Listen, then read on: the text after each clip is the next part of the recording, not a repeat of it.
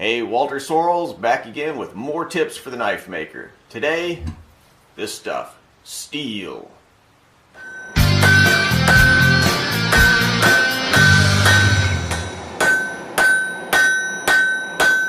Okay, so when you first start out in knife making, there are all these choices of different kinds of steel. And if you get on the forums, you're going to hear all these people saying this kind of steel is so great and this steel is crap, and if you use this, you're an idiot, and blah, blah, blah. It can be kind of bewildering. So what I'm going to try and do in this video is to just say, okay, here are the various steels that are out there, and looking at the kind of knives that you want to make, here are the steels that I'd recommend for you. So the truth is that steel is not the single most important thing that you have to choose. Your craft as a knife maker, how well you heat treat the steel, how well you shape it, the geometry, all that stuff's more important than the choice of steel. But that said, there are steels that are more appropriate for certain uses and less appropriate. So that's what I'm going to do today, is go over those. And hopefully by the end of this, if you're just getting started, you'll have some good recommendations of some steels that you'll want to use.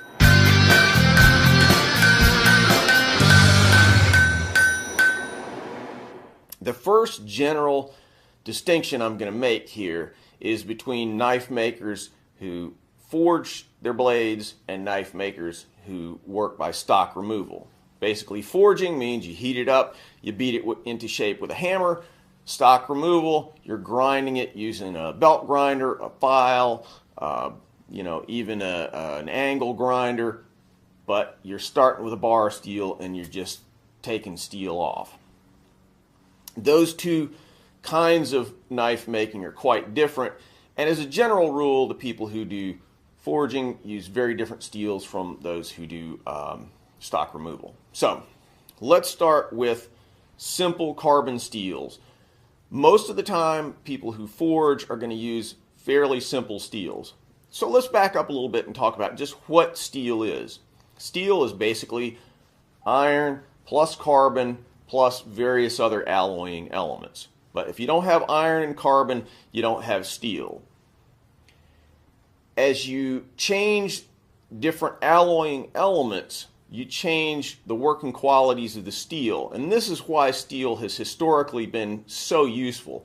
You can use it for I-beams, you can use it for edge tools, you can use it for concrete reinforcement, just innumerable different kinds of things. And every different application is going to have a very different kind of steel. So, guys who forge want to heat treat, that is, harden the steel themselves by heating it up and quenching it in oil or water or whatever. And that drives their choice of steel. So basically, forging guys are going to use what are known as, in the United States parlance anyway, 10 series or 10X series steels. These are simple carbon steels that are composed of iron, usually around 99% iron, carbon, which is going to run from between 0.5% or 0.5% carbon, and around 1% carbon. This puts it in a range where you can reasonably heat treat it, that is, harden the steel. If it's below 0.4%, 0.45%, somewhere in that range, you just can't cool it quickly enough to cause it to harden. Once you get much over 1%, typically, this is an oversimplification, but as a general rule, it starts to get too brittle, and eventually it becomes cast iron. So somewhere in that range is what you want. So the way that the designation of carbon steels works is 10 indicates the type of steel, which is a simple high carbon steel or simple carbon steel, and then the number that comes after that, like it's 1050, 1060, 1070, whatever. If it's 50, that's 0.5% carbon. If it's 60, 0.6% carbon. If it's 1070, that's 0.7% carbon. In terms of recommendations for guys who are just getting started forging, the most typical kinds of steels that you'll find out there would be 1050, 1065 maybe, 1075, 1080, sometimes they call them 1075 slash 1080, but that's kind of a general designation. And then 1095 is a very common steel. All those steels will work for you if you can find a source for those steels. All of those are reasonable choices for a beginning smith. Personally, I would probably start with 1095 because it's very easy to find, and you can oil harden it or water harden it.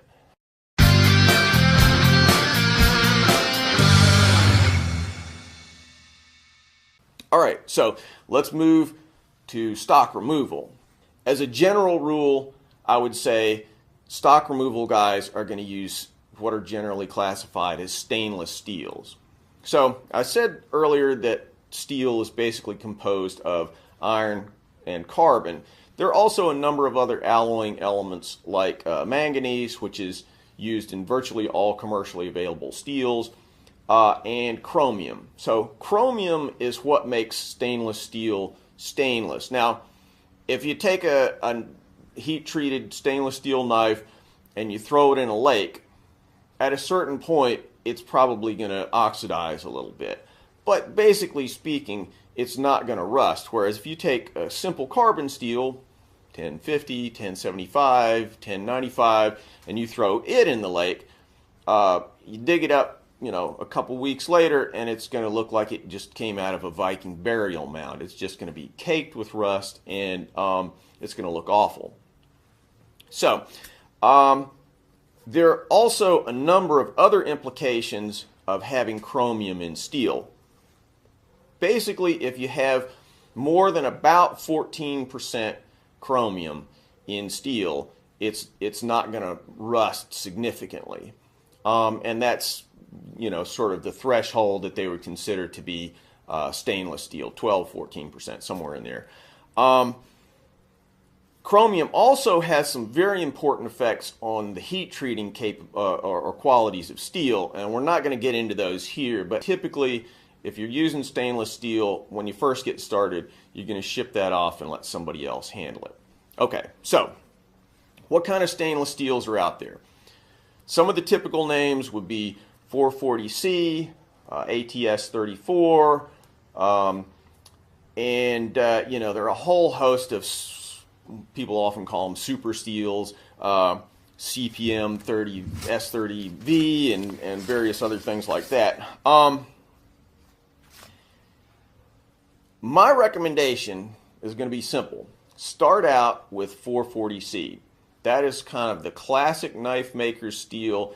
You can make a super knife with 440C, and it's easier to find people who know how to heat treat it well, and this is the single most important benefit of 440C over some of the super steels. It's a lot cheaper. I've got Admiral Steel. They're a big supplier of steels to blade makers.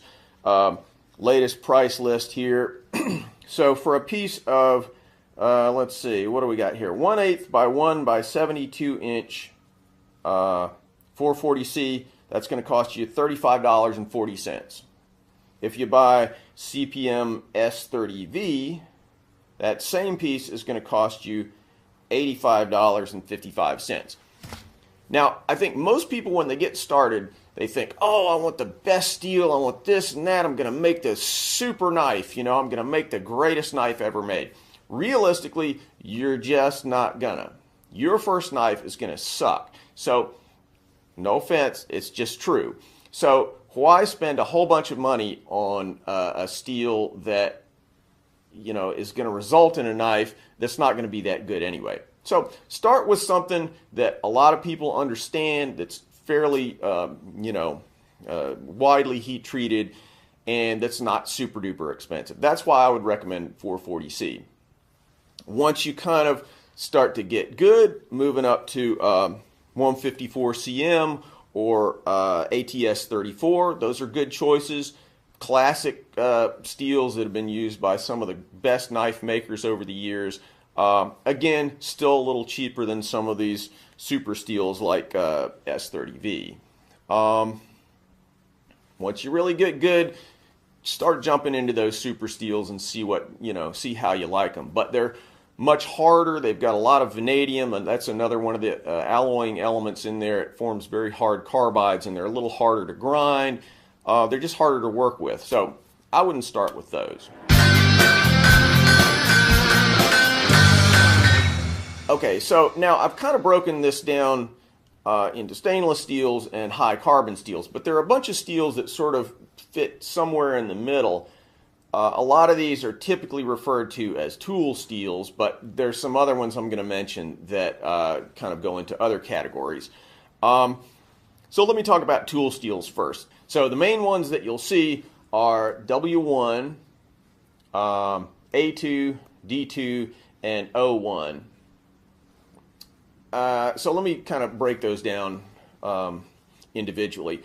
The simplest of those is W1. W1 is actually very, chemically pretty similar to 1095. The difference is that W1 has to be, by the specifications, held to slightly tighter tolerances in terms of the carbon percentage and things like that than 1095. But basically it's roughly 1% carbon and 99% iron. That's basically what you're getting with W1. It's a water hardening steel. Also, when you use it in, say, knife-sized pieces, you can use it as you can usually oil harden it. So let's see, going down the list, O1 is pretty similar to that, but it has a lot more manganese. Now, I haven't talked too much about manganese in this video. Manganese is a very, very important alloying element that has a strong effect on the heat treating characteristics of steel. What it does in the case of O1 is, by having a much higher manganese proportion than, say, the simple carbon steels, the 10 series steels, it's basically easier to heat treat. You can oil harden it, and it'll through harden much easier, meaning that it'll harden all the way through the entire section of steel, more so than simple carbon steels. I think O1 is a great kind of starter steel. So if you're doing stock removal and you want to make knives that you can heat treat yourself using reasonably unsophisticated equipment, I think O1 is a great place to start. Let's see, A2 and D2, somewhat similar steels. A2 has significantly less chromium, roughly around 5% chromium. D2, if I recall correctly, is around 14% chromium, 12% chromium, something like that. It's not quite a stainless steel, but it's what you would call stain resistant. It's a terrific steel, but I wouldn't think of using it if you're a relative novice relative novice knife maker. So the basic thing about tool room steels that you need to be aware of is that they typically are sold in precision ground sizes, meaning that it's been ground to very tight tolerances, and that grinding and that precision is something you have to pay for. So, to me, there's no compelling reason when you're first getting started to use those precision ground tool room type steels, because they just cost a lot more than simple carbon steels. But they're fairly easy to get hold of, and like I say, O1 is a steel that you can source in a lot of different places. In the grand scheme of things, not a bad place to start. So if you have a source for O1, it's a steel that is actually pretty kind of user-friendly, and I wouldn't hesitate to recommend it for relative novice smiths or stock removal guys. So two more steels that you'll hear a fair amount about in magazines and things like that, 5160 and 52100. So 52100 has been popularized by Ed Fowler and some other, kind of American Bladesmith Society type guys. has a lot of interesting potential, but it's not a beginner's steel. So despite the fact that you'll read about Ed Fowler using it and so on and so forth, I would stay away from it until you've gained a fair amount of knowledge and experience as a knife maker.